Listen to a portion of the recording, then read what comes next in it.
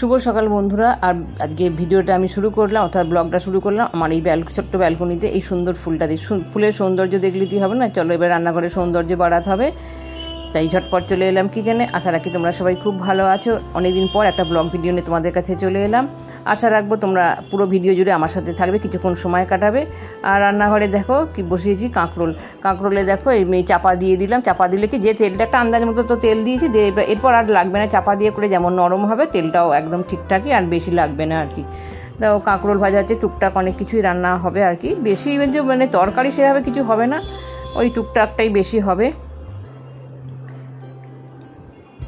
বেশ কিছুদিন আমি ব্লগ ভিডিও দিইনি, ওই একটাই কারণ, কোনো বিশেষ কিছু কারণ নেই, আমার ইচ্ছা যায় না, আমি দিইনি। তা বেশি দিন ভিডিওগুলোকে জমিয়ে রাখলে আবার ওদিকে মানে যে কোনো সময় মানে মোবাইল হ্যাং হতেই পারে, কোনো ব্যাপার না। তখন সমস্ত কিছুই দেখবে হ্যাং হতে গিয়ে এমন হবে সব কিছু উড়ে চলে যাবে। সেই জন্য আমি ভাবলাম না, ভিডিওটা করতে মানে আজকে আপলোড করি। আর এখানে দেখো কাঁকরোলটা হয়ে গেছে। এরপর আমি ভাজছি কুঁদরি। এটাকেও আমি হালকা একটু ভাপিয়ে নিয়েছি। তার প্রধান কারণ হচ্ছে তেল কম লাগবে। যতটা কম তেল দিয়ে রান্না করা যায় ততই ভালো। তেলটা একদমই আমাদের তো, আমি এত কম দিয়ে রান্না করি, তাও বাবুসোনার পছন্দ হয় বলে আরও কম করে। দেখো দুটো রকম ভাজা হয়ে গেছে। দেখো ওদিকে ডিমের ঝোল হবে, ডিমটা সিদ্ধ বসে দিয়েছি। আর এখানে ব্রেকফাস্টে আজকে চাউমিন বানাবো, নুন একটু সামান্য সাদা তেল দিয়ে, যেভাবে চাউমিন আমরা সবাই সিদ্ধ করি সেভাবে। তা বন্ধুরা, এইখানে আমি একটা তোমাদের টিপস শেয়ার করতাম, কিন্তু যেভাবেই হোক ভিডিওটা আমি এডিটিং করার সময় কীভাবে আমি তাদের ডিলিট করে কাটছাট করতে গিয়ে কীভাবে ডিলিট হয়ে গেছে বুঝতে পারিনি। এটা একটা কী বলেছে, চাউমিন তো শেখানোর কিচ্ছু নেই, সবাই জানো। মানে আবার অনেকে যে এখনও পর্যন্ত চাউমিন ঝরঝরে করতে পারে না, কিন্তু বলে কড়াই লেগে যায়। আমার নিজের কানে শোনা, আমার সামনে তারা বলে আমি চাউমিন করতে পারি না। তাদের জন্য কী বলো তো, এইভাবে চাউমিনটা করলে কী হবে, দেখো যেমন চাউমিন জলে সিদ্ধ করে যে পরিমাণ চাউমিন থাকবে, তোমরা মানে সেই পরিমাণ একদম মাপা জল দেবে, একদম বেশি জল দেবে না, মাপা জল দেবে।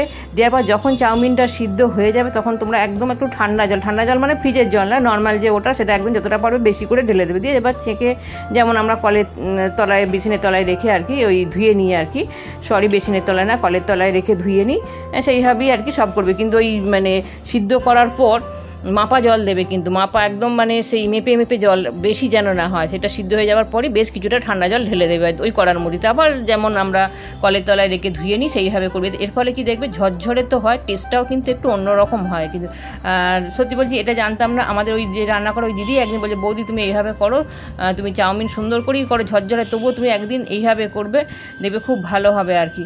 তা সেই মতো সত্যি বলছি বন্ধুরা, একটা টেস্টটা খুব ভালো, আর ভীষণই ঝরঝরে হয়েছিল, কড়াতে এক ফোঁটাও লেগে থাকেনি। আর জানি না সেটা দেখা বলে তোমাদের ঠিক করেছিলাম, কিন্তু কী হবে জানি না, ভিডিওটা আমার ডিলিট হয়ে গেছে। তা চাউমিনটা করব। চাউমিন করার পর মানে ওদিকে তো দুরকম ভাজা হয়ে গেছে, আর এই শুধু ডিমের ঝোলটাই করব। চাউমিন করে খেতে বসবো, মেয়েকেও খেতে দেবো। মেয়ে যাবে একটা জায়গায়, মানে ওর বন্ধুর সঙ্গে দেখা করতে যাবে আর কি। বন্ধু ফোন করেছিল আলাদা স্কুলে, যখন ওরা ইয়েতে পড়তো আর কি, 10 যখন পড়তো, এক জায়গায় পড়তো আর কি, বায়োলজিটা পড়তো, সেই বন্ধুই আর কি। জোসেফসে সে পড়তো তখন, জোসেফসে এখনও পড়ে।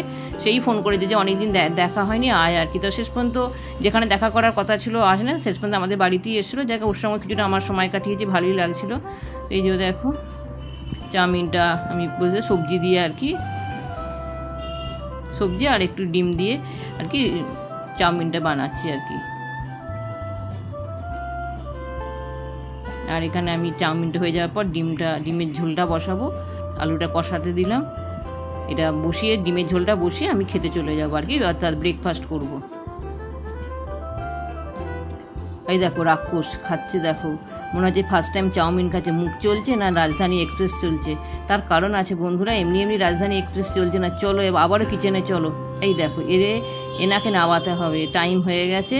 সেই জন্য রাক্ষসের মতন একটু তাড়াতাড়ি করে খেয়ে নিলাম। এই যে দেখো ডিমের ঝোল হয়ে গেছে।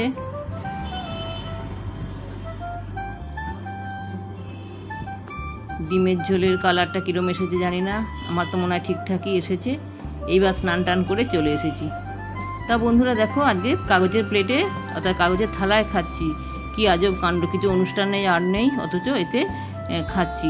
কারণটা অবশ্যই বলবো কেন এতে খাচ্ছি। তার মধ্যে এখানে বলে রাখি, এই কাগজের প্লেট, বাটি, তারপরে ধরো গ্লাস, চায়ের কাপ আমার বেশ কিছুটা করে কেনা থাকে। প্রয়োজন মতন আমি যখন যেরকম দরকার পড়ে আর কি, সেই মতন আর কি ব্যবহার করি। এদিকে যখন যেরকম প্রয়োজন হয় সেই অনুযায়ী এইগুলোকে ওই প্যাকেট থেকে বের করে খাই। আজকে আমার কিছু কিন্তু কোনো কারণ ছিল না, আজকে মনে হলো আজকে একটু এইভাবেই খাই আর কি, খেতে ইচ্ছা গেল আর কি। আর যখন হেল্পিং হ্যান্ড আসে না তখন আমি এগুলো কাজে লাগাই। যদি দিদি, আমাদের রান্নার দিদি, যদি ও বলে সবসময় যে মেজে দেবো, হয়তো অনেক সময় ওরও তো কাজ থাকে, হয়তো আসতে পারবে না সেই সময়, সেই জন্য আর কি ওই থালা টালাগুলো আর কি কিনে রাখা আর কি। এখানে দেখো আমরা খেতে বসে গেছি, আজকে বাড়িতে কেউ নেই, আমি দুজনে খাচ্ছি ডাইনিং টেবিল। আর বন্ধুরা দেখো, আমি যেহেতু বলেছি আমার এখানে অনেক রকম আওয়াজ হয়, গাড়ি ঘোড়ার আওয়াজ, যে দোকানে টুকটাক আওয়াজ, সব কিছুই হচ্ছে।